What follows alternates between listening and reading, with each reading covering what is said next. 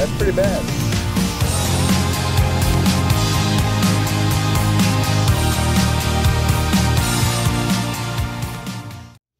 The other day I found a nail in the front tire on the sport track, so I did a simple plug job.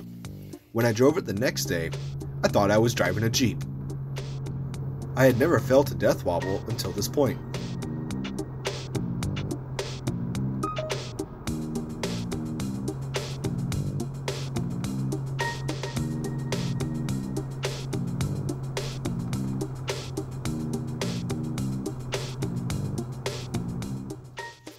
I checked all my suspension parts, including the tie rods, ball joints, and the steering rack itself.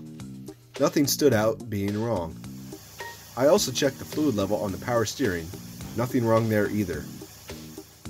So I had to turn to the all-powerful Google for help.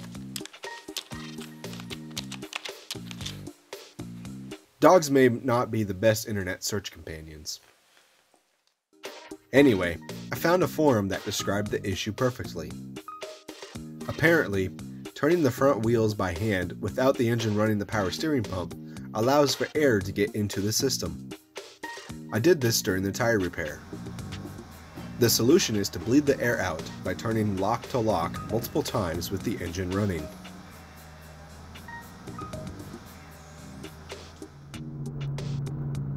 Would you look at that?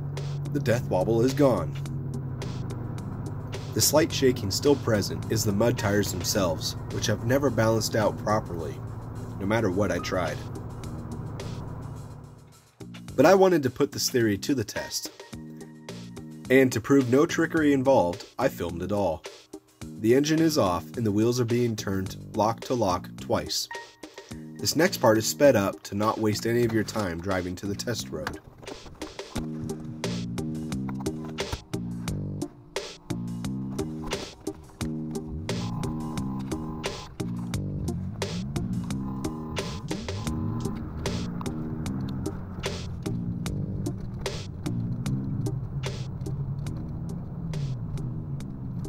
Three, 2, 1, highway speed, go!